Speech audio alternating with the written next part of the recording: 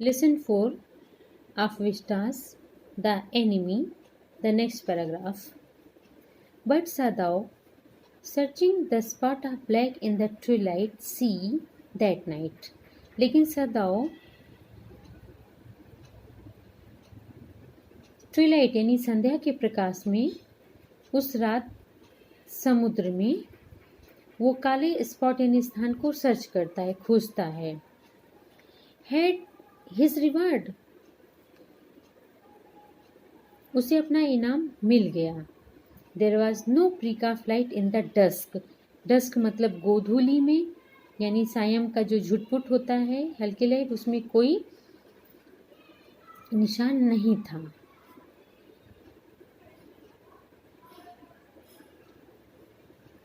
No one was on the island, island पे कोई नहीं था. हिज प्रिजनर वॉज गॉन, उसका कैदी चला गया. सेफ, डाउटलेस, सुरक्षित, निसंदेही. For he had warned him to wait only for a Korean fishing boat, क्योंकि उसने उसे चेतावनी दी थी कि वह सिर्फ एक कोरियन फिशिंग बोट की ही प्रतीक्षा करेगा.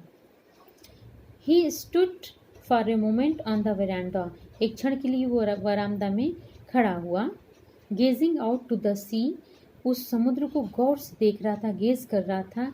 फ्रॉम वेंस, जहाँ से the young man had come that other night, उस दूसरी रात को जहाँ से यंग मैन आया था. And into his mind, अपने दिमाग में, ऑल्दो विदाउट अ रीजन, बिना किसी तर्क के, there came other white faces he had known, उसके माइंड में दूसरे वाइट फेसेस आने लगे जिन्हें वो जानता था. It means he started thinking about other Americans whom he met in his life before. The professor at whose house he had met Hannah, यानी वो प्रोफेसर जिसके घर में वो हाना से मिला था. A dull man, एक नीरस आदमी. And his wife had been a silly talkative woman, और उसकी वाइफ बहुत बोलने वाली औरत थी, मूर्ख.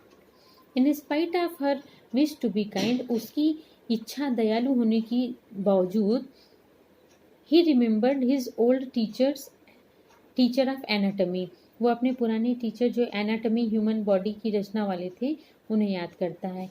Who had been so insistent, यानी वो हमेशा इंसिस्ट करता था, जोर देता था, ऑन मर्सी, दया के लिए, विद द नाइफ, यानी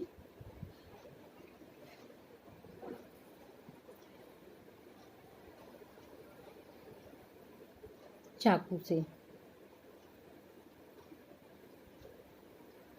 okay, mercy with the knife यानी चाकू से दया करो. And then he remembered the face of his fat, तब उसे याद आया अपने फैट यानी मोटे एंड स्लेटरनी लैंडलेडी यानी कि फूहड़. Slatternly, see close the words, slatternly landlady यानी फूहड़ मालकिन की, मकान मालकिन की याद आई. He had great difficulty in finding a place to live in America, उसे बहुत परेशानी हुई थी अमेरिका में एक स्थान रहने के लिए, पाने के लिए. Because he was a Japanese, क्योंकि वो जापानी था. The Americans were full of prejudice, यानी अमेरिकन्स, प्रेजुडिस मीन्स पक्षपात से भरे थे. And it had been bitter to live in it, और इसमें रहना मुश्किल था. नोइंग हिमसेल्फ देयर सुपीरियर, यानी खुद को उनका सुपीरियर यानी श्रेष्ठ मानना. हाउ ही हैड डिस्पाइज्ड, कैसे उसने घृणा की.